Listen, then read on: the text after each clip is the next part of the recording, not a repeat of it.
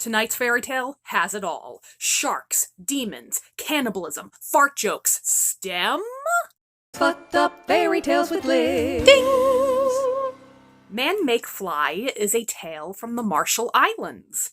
And it's the first tale I'm sharing from the Pacific Islands for AAPI Heritage Month. And I love it. Long ago, on the Ebon Atoll, a young couple had just had their first child. And they were doing their due diligence the first year of the boy's life by making sure that the new mother was always in someone's company. For in that day there was a fear that a new mother left alone could turn into a mejenkwaad, a demon or witch-like character that eats people. As if you don't have enough to worry about, new moms! Now the boy's first birthday was approaching, and the entire island was invited to the celebration as was tradition. The couple realized they didn't have nearly enough food to feed the lot of people, and so the new mother encouraged her husband to go out and pick up the rest of the provisions while she stayed with the child. "Are you sure, honey? I don't want that witch to get you." "It's been a year. I've been totally safe. If you're that worried, take the boy with you. He'll love the canoe ride." Dad reluctantly agreed, but he took the boy with him to run the errand. And unfortunately for everyone involved, as soon as he left, the woman did indeed transform into a mejenkwaad. And that demon wasted no time feeding on the entire island of people. She didn't leave a single citizen uneaten. "I'm a hungry bitch." Dad and the boy returned, and he wasn't at all reassured by the unnaturally quiet state of his village. "Honey? Where is everyone?" "They're all down by the shore. There's been this huge rush of tuna, and everyone wants to get in on it." "We should go too!"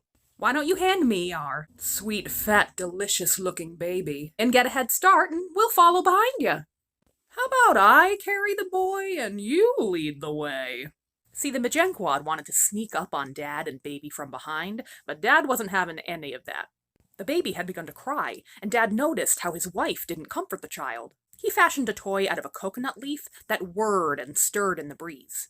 I'm imagining it to be like a pinwheel of sorts. The gentle noise calmed the boy, and he fell asleep. Dad ended up leading the way into the forest, holding the baby and the small toy. The mejenkwaad snuck up on them slowly. But as she did, she blocked the breeze and the toy stopped spinning. The baby began to cry, and Dad turned around. "Why are you walking so close? You're blocking the breeze. Hurry, or we're not going to get any fish." This time, the demon decided to rush up on them so she could try and eat the man and the baby before the baby started crying. But Dad was too quick for her. He turned around to find her nearly upon him. "I gotcha!" And that confirmed his suspicions. So he thought up a quick excuse to put some distance between himself and the demon. "Listen, babe, I'm, feeling a little gassy." "Okay, so I'm gonna go relieve myself."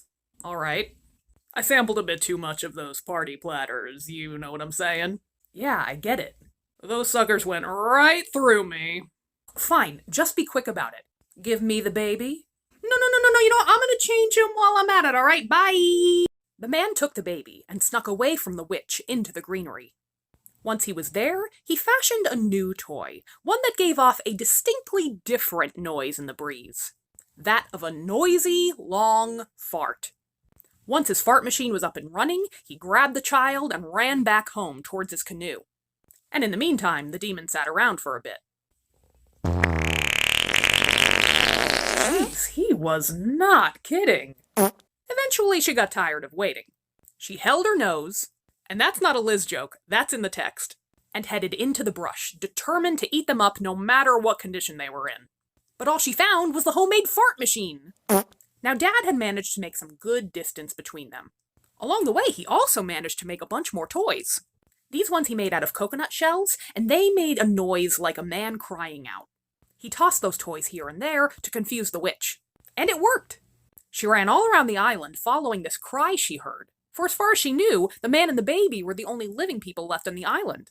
But each time she only found those coconut shell toys, and she was so angry she gobbled them up.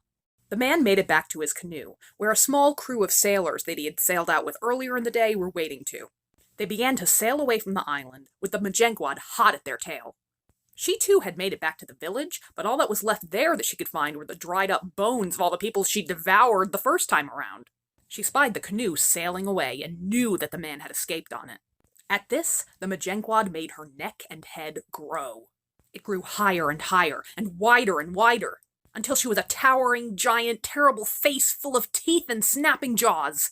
She leaned her long neck over the lagoon to gobble up the men with her giant chompers. I gotcha now! Alright guys, this is what we're gonna do. When I give you a direction to turn the canoe, go the opposite way I tell you to. We're gonna confuse the hell out of that monster that used to be my wife. Go left! When the man called out, "Turn left!" the witch followed that directive with her snapping jaws. But the canoe dashed out of her way to the right, and all she got was a mouthful of seawater. No! The men repeated the maneuver, turning left this time as the witch dove right. And once again, she only managed to gargle the Pacific. Okay, fool me once, shame on you. Fool me twice. The canoe sailed by a deep reef where a giant shark was known to dwell. The father had fashioned one more toy to distract the demon, a small glider.